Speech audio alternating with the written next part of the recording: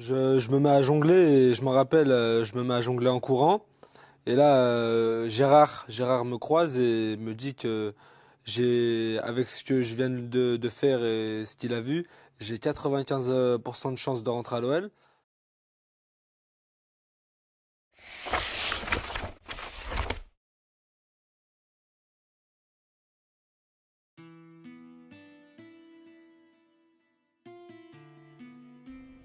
Mais c'est qui ce gamin, juste?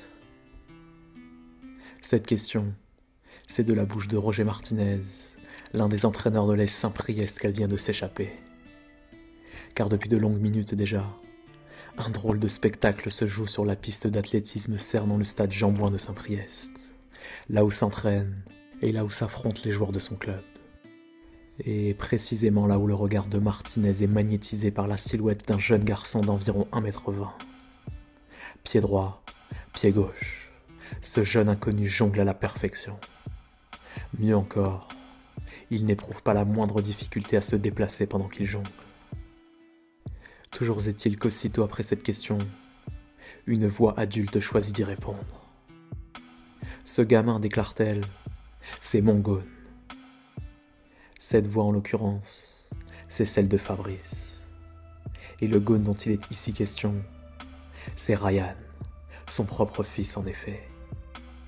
Manutentionnaire la semaine, Fabrice, ou plutôt Fabio comme le surnomment ainsi ceux qui veulent mettre en évidence ses origines italiennes, a d'ailleurs déjà fait parler de lui à l'AS Saint-Priest les week-ends, par l'intermédiaire de ses deux fils aînés, Khatib et Adam, qui évoluent tous deux sous les couleurs du club. Parmi eux, Khatib d'ailleurs finira par taper dans l'œil des recruteurs d'Evian Tonon Gaillard. Mais dans l'immédiat pour Martinez, l'essentiel est ailleurs. La découverte de Ryan Cherki pour lui ce jour-là, c'est en quelque sorte l'eureka du recruteur de foot. Sa trouvaille à lui. Un simple coup d'œil intuitif lui a suffi pour comprendre. Pour cette raison, il suggère aussitôt à Fabrice de revenir avec Ryan le mercredi suivant pour le faire signer. Inutile d'en passer par une phase de détection. Un rendez-vous dans son bureau suffira largement, prévient-il. Le mercredi suivant donc, comme convenu, Papa Cherki se rend aux locaux du club, avec l'espoir d'y conclure la licence de son fils. Désolé, lui rétorque-t-on, les effectifs du club sont déjà complets. Le club ne recrute plus personne. Quand Fabio fait alors remonter l'information auprès de Roger Martinez, 2 semaines plus tard, ce dernier lui répond instinctivement « T'es le roi des cons, toi.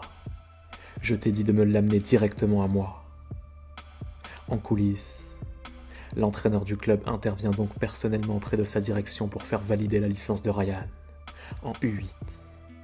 Pour au moins une saison donc, l'AS Saint-Priest comptera dans ses rangs un Cherki supplémentaire. De ses premières séances d'entraînement avec Ryan, Roger Martinez n'a d'ailleurs rien oublié, encore aujourd'hui. Je n'avais rien à lui apprendre. Il savait dribbler, frapper des 2 pieds, pied droit, pied gauche. J'essayais de lui expliquer. Ryan, tu élimines, tu donnes ton ballon.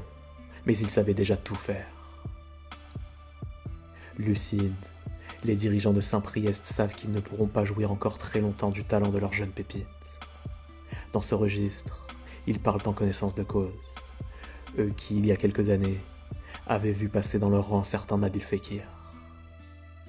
Pour Cherki donc, encore 1 ou 2 saisons, 3 grands maximum, avant qu'il ne leur soit subtilisé par un mastodonte de la région. L'OL, Saint-Étienne ou Grenoble par exemple.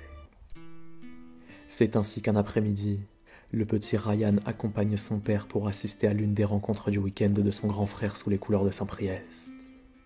Rendez-vous pris dans le 7e arrondissement lyonnais, à la plaine des Jeux de Gerland, à quelques mètres seulement du stade qui porte le même nom, et là où évolue encore l'effectif professionnel de l'Olympique lyonnais. Arrivé sur place, Ryan s'extirpe alors aussitôt de la voiture de son père, et entame pour le plaisir quelques jongles sur le parking. Pied droit, pied gauche, cuisse, tête et poitrine. Le tout en courant bien sûr, et le regard à peine braqué sur la balle, comme à son habitude. À quelques mètres de là se trouve pourtant Gérard Vittorelli, l'un des entraîneurs du centre de formation de l'OL. Depuis plusieurs minutes, son œil expert observe avec attention. Et à l'instar de Roger Martinez 1 an plus tôt sur la piste d'athlétisme du stade Jean-Bouin, il pense tenir quelque chose lui aussi. Alors, sans hésiter, il choisit d'aborder le petit Ryan. Avec ce que tu viens de faire, lui avoue-t-il en substance, et avec ce que j'ai vu de toi, tu as d'après moi 95% de chances d'intégrer l'Olympique lyonnais. Dans la foulée, le dirigeant lyonnais se dépêche d'aller à la rencontre de Monsieur Cherki, auprès de qui il propose immédiatement un rendez-vous pour le mercredi suivant, à l'occasion d'une séance de détection. L'un des responsables du meilleur centre de formation français, qui repère une jeune pépite au hasard d'une séance de jongle sur un parking lyonnais. Le récit est digne d'une légende urbaine. Une légende tout droit sortie d'un compte Twitter parodique. Pourtant, c'est tel quel que Cherki et que Vittorelli le rapportent aujourd'hui. Toujours est-il que 2 séances d'entraînement plus tard, Ryan devient officiellement membre de l'Olympique lyonnais. Très rapidement, ses entraîneurs successifs à Lyon sont confrontés à un problème. Un bon problème cependant. En U9, U10 ou même U11, sur des terrains de foot à 8, leur nouvelle recrue se balade bien trop facilement balle au pied. Sa conduite de balle, sa capacité de dribble et sa vitesse lui permettent trop souvent de tuer à lui seul le suspense des rencontres qu'il dispute. Quand on l'interroge sur le sujet, Vittorelli est formel. En catégorie de jeunes, il n'a pas le souvenir d'avoir perdu un seul match avec Cherki sur la pelouse. Pour pallier ce problème donc, décision est prise de le surclasser autant que possible. Inutile de perdre du temps. Si tout porte à croire en effet que Ryan finira par évoluer en pro, alors autant l'y préparer de suite. Désormais donc, place au foot à 11. L'occasion d'abord pour ses entraîneurs de déterminer avec exactitude sa position optimale sur un terrain. Celle de meneur de jeu en l'occurrence, de numéro 10 à l'ancienne. En parallèle, les dirigeants du centre suggèrent également à certains de leurs jeunes de compléter leur apprentissage par la pratique du futsal. Jeu au sol, passe courte et nécessité perpétuelle d'éliminer en 1 contre 1. En salle, Cherki est comme un poisson dans l'eau. Comme lors de la Coupe du Rhône par exemple, durant laquelle une journée durant, il illumine de toute sa classe le tournoi face à des adversaires bien plus âgés que lui. Pour l'anecdote, nombreux seront les spectateurs ce jour-là à effectuer les allers-retours d'une heure à l'autre de la compétition afin d'assister personnellement au match du petit Cherki, juste pour le plaisir des yeux. Le genre de fait d'armes qui, déjà, vaut à l'adolescent une petite réputation d'un bout à l'autre de la métropole lyonnaise. Dans ce registre, impossible bien entendu de ne pas établir le parallèle avec un certain Hatem Ben Arfa, son illustre prédécesseur au centre de formation de l'OL. Originaire d'Île-de-France certes, mais précoce lui aussi, redoutable dans l'art du dribble, et très tôt populaire sur les terrains du 6-9. Mais comme pour Ben Arfa, les années de formation adolescente de Cherki vont elles aussi souffrir quelques accros. Physiologiques d'abord, car surclassé comme Hatem, Ryan finit par contracter d'inévitables blessures de croissance. L'une d'elles l'éloignera même des terrains pendant quasiment 1 an au total. Physiologiques ces accros, mais également relationnels. Unanimement considéré comme le joueur le plus doué de sa génération à l'OL, Ryan Cherki agace autant qu'il séduit. Il agace notamment ses adversaires, tous lassés d'avoir à subir ses gestes techniques aux entraînements. Tous ces petits ponts, ces passements de jambes, et toutes ces incessantes feintes de frappe qui sont par certains reçues comme autant d'humiliation, et qui toutes valent preuve de l'arrogance du numéro 10 lyonnais pour eux. Un jour par exemple, alors qu'il affronte les U16 de l'OL, son équipe, la sélection U15 du district du Rhône, obtient un pénalty dans les ultimes minutes de la rencontre. Sans hésiter, Cherki s'offre ce jour-là le luxe d'une panenka parfaitement bien exécutée. Alors, fatalement, l'admiration laisse peu à peu place à la jalousie. D'autant qu'en match, Cherki use et abuse de sa technique de balle, jusqu'à sombrer dans le principal écueil qui guette les footballeurs de son espèce, l'égoïsme à outrance. D'un match à l'autre, l'ancien de Saint-Priest joue de plus en plus perso. Sans cesse, il veut terminer les actions lui-même.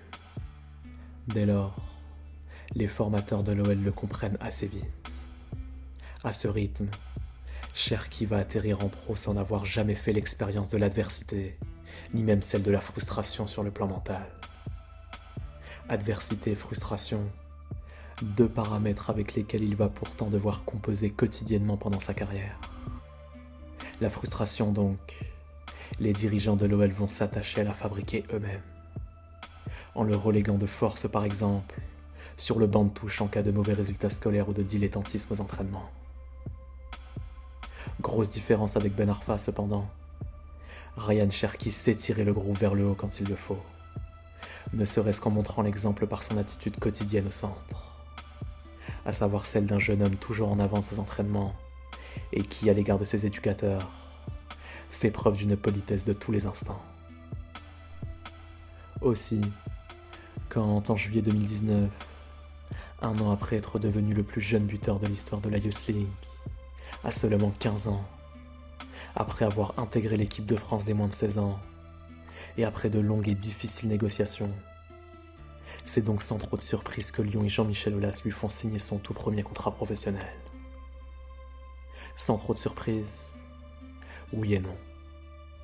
Car en coulisses, on a longtemps cru que l'OL n'y arriverait jamais en réalité.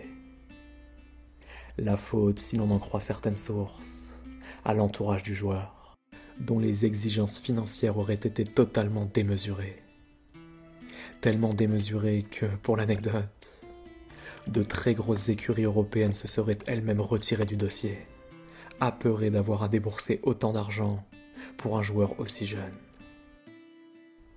Toujours est-il que 4 ans et 3 saisons professionnelles plus tard, le verdict des premières années de Ryan Cherki en Ligue 1 est difficile à cerner. Côté pile, ceux qui découvrent avec stupeur l'incroyable agilité technique et l'incroyable décontraction de cet adolescent boutonneux, capable de toutes les fulgurances en 1 contre 1, même face à des défenseurs plus expérimentés que lui. Mais côté face, ceux qui se rendent à l'évidence et qui constatent froidement qu'en dépit de son talent, Cherki peine cruellement à trouver sa place au sein du 11 titulaire de l'OL. Malgré les entraîneurs, il peine à trouver sa place au sens propre d'abord. Ailier pour les uns, meneur de jeu voire 9,5 pour les autres. Difficile à dire en réalité. À chaque fois, son utilité interroge. Tout comme d'ailleurs l'utilité de ses touches de balle parfois excessives et qui, à terme, ne trompent plus grand monde en Ligue 1. Désireux de nuancer le propos, une voix bienveillante rétorquerait sans doute qu'à seulement 20 ans, Ryan Cherki a encore de belles années devant lui pour régler tous ces petits détails. Et qu'en vertu de son immense talent balle au pied, et en souvenir du précédent Ben Arfa, sans doute cela vaut-il la peine d'attendre encore un peu et de ne pas précipiter les choses.